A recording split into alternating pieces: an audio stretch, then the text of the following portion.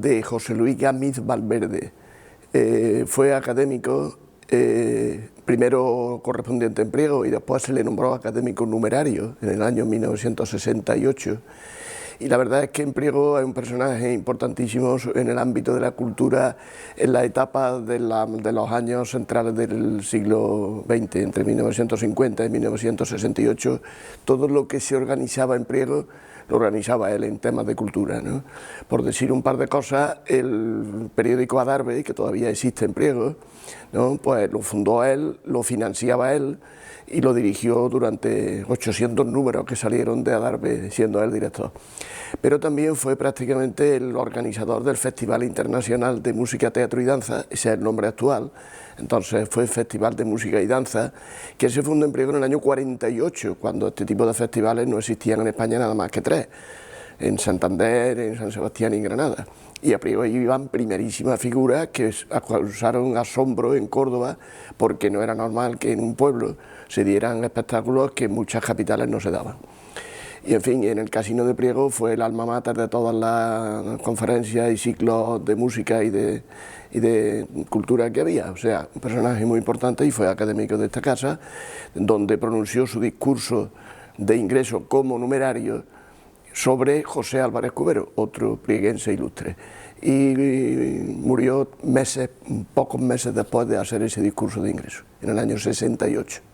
Bueno, Juan Vernier Luque es conocido fundamentalmente como miembro del grupo Cántico, que es toda una referencia en la poesía cordobesa y en la poesía nacional. Pero hoy voy a hablar de otra dimensión de la variopinta personalidad y rica personalidad de Juan Vernier, que es como historiador y como arqueólogo.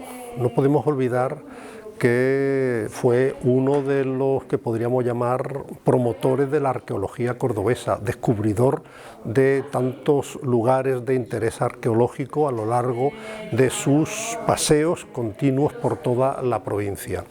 Juan era un hombre de profundos conocimientos, de enorme sabiduría, un humanista integral, pero nunca de su enorme ciencia hizo instrumento, digamos, de vanidad personal, todo lo contrario. Fue un hombre tremendamente generoso, que todo lo que sabía, todo lo que había descubierto, todo lo que había ido atesorando como información en sus ficheros, no olvidemos, por ejemplo, la elaboración del catálogo monumental y artístico de la provincia de Córdoba, todo eso él siempre lo ofreció a los demás. Yo personalmente tengo un reconocimiento hacia su persona por un hecho muy especial, y es que cuando yo llegué a la Universidad de Córdoba, allá por el año 1973, no mucho tiempo después de llegar, conocí a don Juan, y él ofreció todos sus conocimientos, toda su información al Departamento de Historia Antigua. El Departamento de Historia Antigua que yo dirigía entonces le correspondió con algo que yo sé que a él realmente le agradó, que fue nombrarlo profesor colaborador honorario de la universidad. Y en este sentido tuvo un último detalle con la universidad, que fue legar su biblioteca arqueológica e histórica a la Facultad de Filosofía y Letras.